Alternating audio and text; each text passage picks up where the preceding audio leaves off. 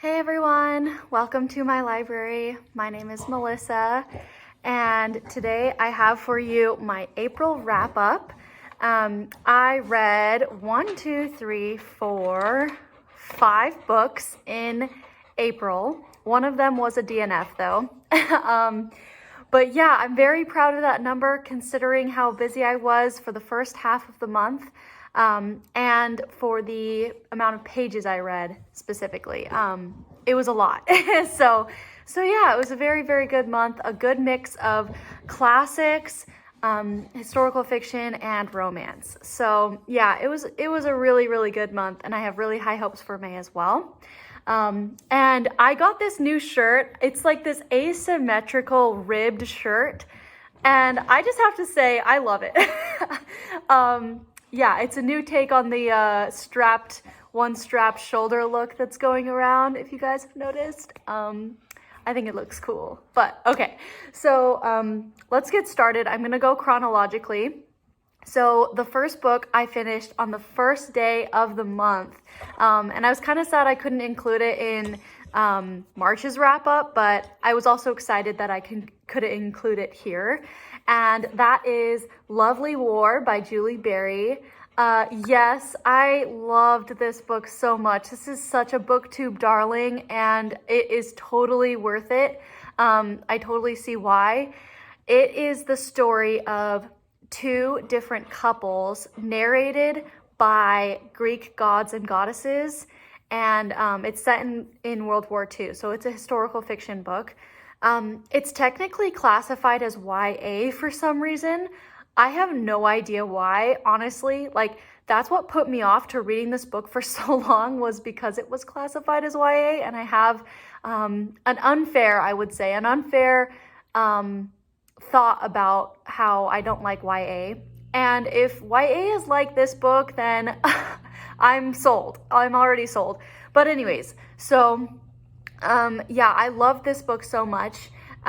This is the story of one couple is a love at first sight couple that meets at this dance, and it's kind of this classic love story, and I loved it for that. It was so just sweet. That was my favorite part of the book, was the story between Hazel and James. But there was also a second love story that was narrated between 2 people who, it was an interracial couple, and he is a musician and she is French, and they meet like at the a base, like a army base. It was just all about how these 2 couples fall in love. It's narrated by Aphrodite mainly, and she is the goddess of love, and so it's also narrated by a variety of different other gods. So you have Hades, the god of death. You have Apollo, the god of music and song. You have Ares, the god of war, of course. And then you even have Hephaestus, who is the husband to Aphrodite, and he's the god of forgery. And anyways, yeah, they all have a part to play in this story. And I loved it so much that I actually went to my first book club meeting in real life this past week, and introduced myself and kind of told them who I am, what genres I like, and they wanted me to pick the next book for May. And I knew that they all enjoyed historical fiction, so I proposed this book because none of them had read it yet. And I told them it's great on audio, which I also recommend to you guys. It was an amazing audiobook, multicast. So yeah, that's what we're reading for May, and we're gonna have it at my house, and it's gonna be awesome. I'm so excited. I haven't been part of a real life buddy club or a real life book club in like since COVID hit. I had one at work before then, but anyways, so yeah, that's Lovely War. Absolutely, highly recommend. I gave it 5 stars. So then the second book I read was on audio as well, and that was The Governess Game by Tessa. This is the second book in the Girl Meets Duke series, and it's also part of 10 series that I want to continue in 2021, so I checked that off my list. But yeah, it was it was okay. I gave it 3 stars. I didn't love it, and I think the reason I really didn't love it was it has the governess trope in it, which isn't my favorite, usually because the children that are in these governess tropes are usually terrors, and they're not anything like how I know children to be in real life. And that was kind of the case in this story. The children were really quirky and fun though, and that kind of made it more enjoyable. But yeah, so this is the story of Alexandra and Chase is a duke, and he is put in charge of 2 wards of his. I can't remember the kids' names, but they're 2 girls. And anyways, so he asks Alexandra to help educate them, and he also gives her an education in the bedroom, is how they say it on the back of the book. And anyways, so he's not looking for any attachments though, and so it's kind of like this like grumpy sunshine trope mixed with like a really kind of hard to get hero. I don't really know how to describe it, but it was just okay. I like Tessa Dare's writing. I love how witty she is and how fun and like lighthearted all of her novels are, so that's what kept me going. But I am very excited to read the 3rd one in the book, The Wallflower Wager. I plan on reading that with Tara sometime maybe this month. I don't know. I haven't talked to her about it, but yeah, I have that queued, so it should be coming in my library soon. And I have really high hopes for that one because I know the heroine is an animal lover, and I am an animal lover, if you cannot tell by the title of my channel. So yeah, so that one I am excited about, but yeah, this one was okay.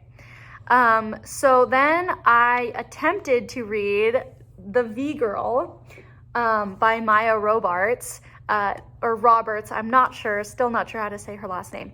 But I read this, I buddy read this with Tara. We both attempted to, and it did not go well. The story of this book is, it's a post-apocalyptic romance. It's about this girl who, in this world that's post-civil, like not post-Civil War, but it's post a Civil War in the world. The army is kind of controlling everything, and specifically they have made rape legal. And so the whole premise of the book is that this girl takes her virginity into her own hands and tries to choose someone to lose her virginity to. And the man she ends up choosing is not who she initially expected. And it's supposed to be like this kind of like dark and broody man, and they're supposed to fall in love in this kind of terrible environment that they're in. And so the premise sounded really interesting, and I was really intrigued by it, and so that's why I chose it in my March challenge, if you guys watched my March TBR video. But me and Tara got started on it and quickly realized that the author was not doing a great job of keeping the contrast between this world and this like love story correct. The girl in this story, I think she's 17 or 18. We were reading it from her perspective, and it just felt really jarring to kind of read about all these petty thoughts she was having about like girls she was talking to, and this man that she ends up meeting, and just how she's like so attracted to his body, blah blah blah. And it was just so like, it was just weird. It was really weird to read from this perspective and deal with all of the stuff that was happening in this world as well. Yeah, so we DNF'd after like 3 pages. No, not 3 pages. Oh my gosh, can you imagine? 3 chapters. So yeah, I'm just gonna be unhauling this soon. I'm glad we attempted it, but not for me. Okay, so then the next book I ended up finishing was also on audio, and that is The Flight Girls by Noelle Salazar. I gave this 5 stars. Oh my gosh, I am such on a historical fiction binge lately, especially on audio, and I'm giving all of them 5 stars. Like, they are amazing, and you guys know how strict I am on my 5 stars. So if that has anything to say with, you know, what genres I'm really loving right now. Anyways, so yeah, this is the story of Audrey Coltrane. She is she flies planes, and she ends up going and being part of the WASP, which is the Women Air Force Service Pilots. That is a program that was started in World War II. It's a real thing. These women ended up going and volunteering as pilots, and they helped train and teach the Army recruits, the Air Force recruits. And so she ends up, the start of the story, she's in Hawaii, and she meets this lieutenant named James Hart, and they kind of have this like whirlwind fling situation, but then they also friend zone each other. And then Pearl Harbor happens, and so they both survive that, thank goodness. And then she goes back to the States, and he goes back to the States. They part ways because they both have different ideals. And she ends up going to this Air Force base stateside. I can't remember where, Kansas or something like that, somewhere Midwest. So she's there. She meets a ton of other women in this program. And so you kind of get to see these beautiful women friendships, which is another thing I loved about this story, was that. And she also kind of has a romance with one of her teachers there.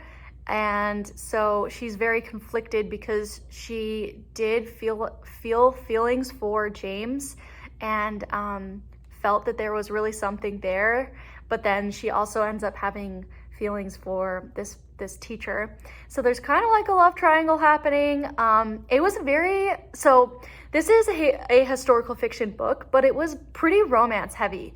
The war is kind of the underlying conflict, but then but these two different romances that are happening, and the friendships that are being forged during this time is kind of the overarching story. So it's really, really good. I loved it. And it is kind of different because there's 2 different settings, and it kind of feels like one book ends and then another begins. So that was a little strange to me because the pacing was a little bit different. But I still ended up loving it and giving it 5 stars. I thought it was so good, and I highly recommend an amazing, amazing historical fiction book. And I was really excited about it too because it's been on my TBR for a long time because of how highly rated it was. So yeah, it was really good. Okay, so then the final book I ended up finishing in April was, of course, Anna Karenina by Leo Tolstoy. That is why I had to read a ton of books on audio, because this was my physical book for the whole month, essentially. I ended up giving this a 4.5 stars, not quite a 5 star, but it was amazing, amazing. I really, really appreciated how intricate and interwoven the plot was in this book, with the characters. So there's 7 main characters in this book, not just Anna and Vronsky. There's other characters that I actually loved way more and connected with way more. Specifically, Levin. He is a mirror to Tolstoy himself. And so you kind of learn who Tolstoy is in this book by getting to know Levin.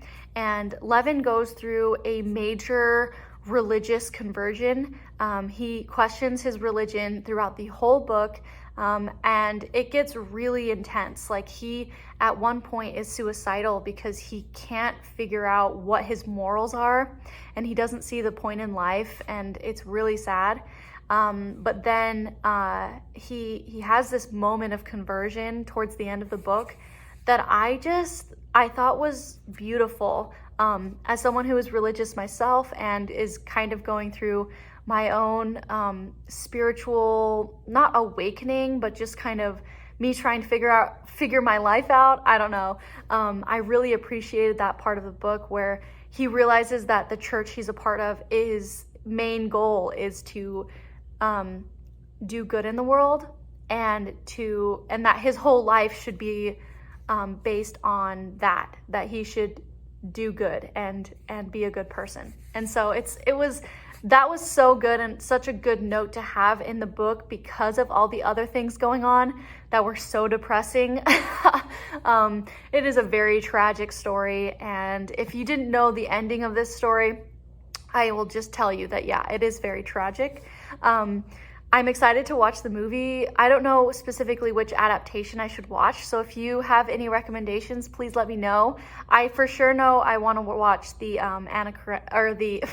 the Keira Knightley version, but I have heard that one is not as true to the book as others.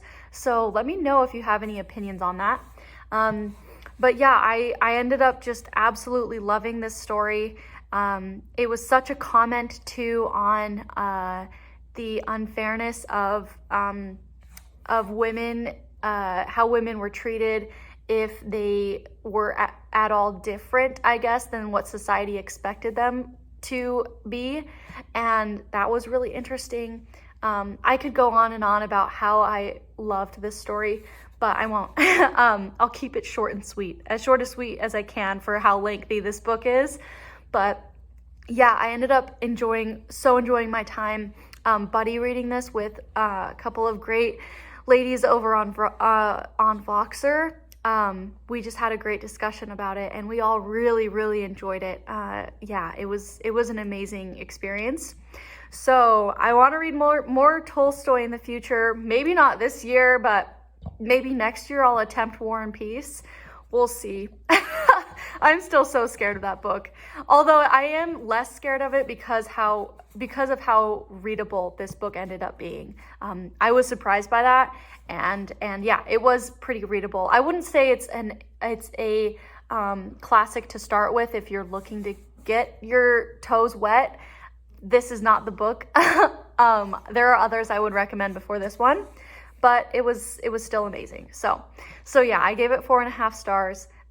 Not quite a 5 because it just didn't have that spark that I need for a 5-star, especially for a classic that I'm going to put on my classics favorites shelf that is very exclusive. This didn't quite reach that level. So yeah, 4.5 stars. But yeah, that is my May. Oh my gosh, May. That is my April wrap up for you guys. I hope you guys enjoyed. Please let me know your favorite read of April, or if you read any of these books with me, what your thoughts were. And please like and comment. I reply to every single comment. And please subscribe if you want to see more from me. And I will see you guys all in another video. Bye.